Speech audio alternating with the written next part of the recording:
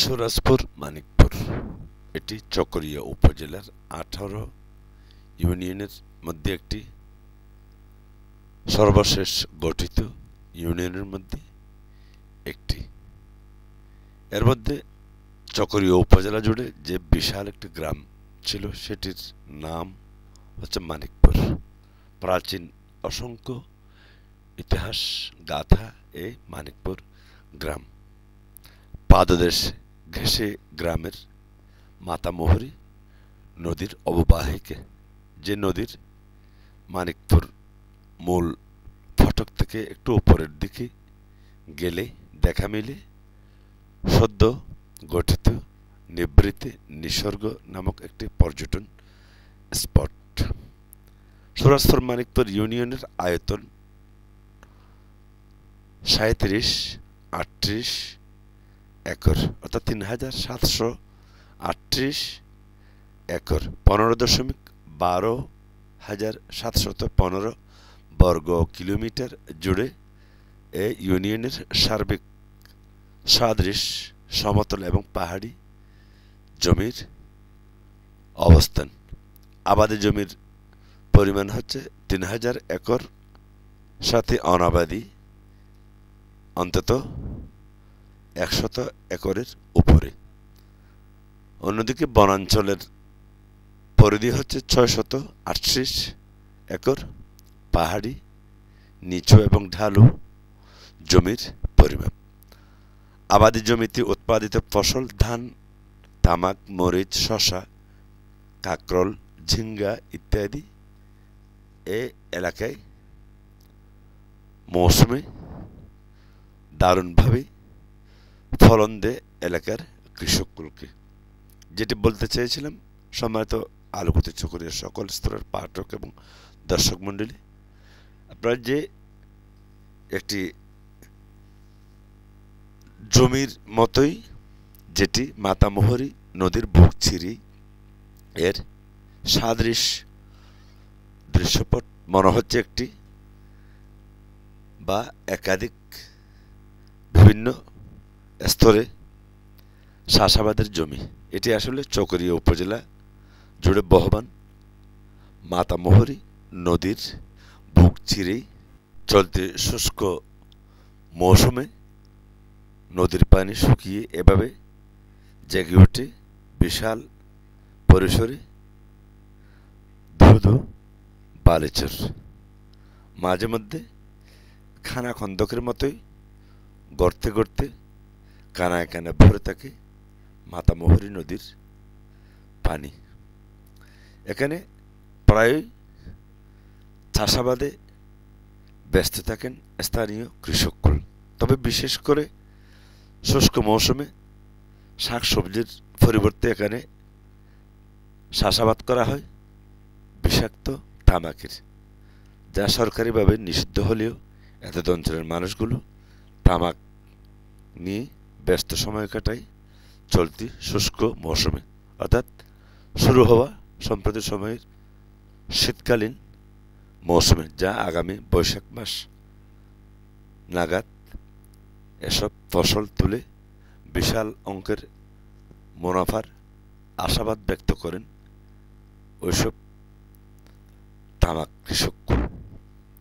সম্মানিত দর্শক মণ্ডলী, চকরিয়া উপজেলার 18 ইউনিয়নের মধ্যে সুরাজপুর মানিকপুর একটি অন্যতম ইউনিয়ন। বিভাগ হচ্ছে চট্টগ্রাম, জেলা কক্সবাজার।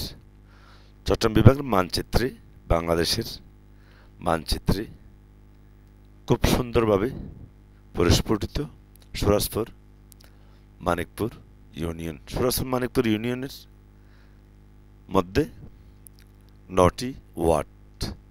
মাতামোহরী নদীর পূর্ব পারে 4টি এবং পশ্চিম পারে 5টি।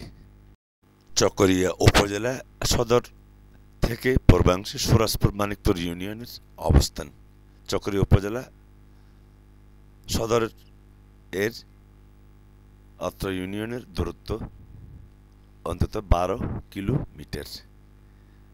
উপরোক্ত ইউনিয়নের পশ্চিমে ফাঁসিয়াখালী ইউনিয়ন ও কাকারা ইউনিয়ন উত্তরে বান্দরবান জেলার লামা উপজেলার ফাইতং ইউনিয়ন, পূর্বে বমবিলছড়ি, যেটি চকরিয়ার আদলে 18 ইউনিয়নের মধ্যে একটি ইউনিয়ন, ও বান্দরবান জেলার লামা উপজেলার ফাঁসিয়াখালী ইউনিয়ন এবং দক্ষিণে বান্দরবান জেলার লামা উপজেলার ফাঁসিয়াখালী ইউনিয়ন অবস্থিত। চকরিয়া উপজেলার বড় পরিসরের সমতল এলাকার মধ্যে সুরাজপুর মানিকপুর অন্যতম। অনুসন্ধানে জানা যায় 1898 খ্রিস্টাব্দে তৎকালীন ব্রিটিশ সার্ভেয়ার শারমিন সুরাজপুর মানিকপুরের পূর্ব পার্শ্বে হাটখোলা পাহাড়ে বসে যখন সিএস জরিপ করছিলেন, তখনই এই মানিকপুরকে মানিকপুর নামে উল্লেখ করেন। সংযুক্ত মানিকপুর এবং সুরাজপুরও একটি চকরিয়া উপজেলার বিশাল পরিসরের গ্রাম। এই দুটি গ্রামে এখন বর্তমানে 18 ইউনিয়নের মধ্যে চকরিয়াই একটি অন্যতম ইউনিয়ন। হাজার হাজার মানুষের বসতি এই ইউনিয়নে। সুরাজপুর মানিকপুর চকরিয়া উপজেলার আওতাধীন 5 নম্বর ইউনিয়ন পরিষদ। ইউনিয়নের প্রশাসনিক কার্যক্রম চকরিয়া থানার এবং উপজেলার আওতাধীন। জাতীয় সংসদের 294 নম্বর নির্বাচনী এলাকা কক্সবাজার 1-এর অংশবিশেষ সুরাজপুর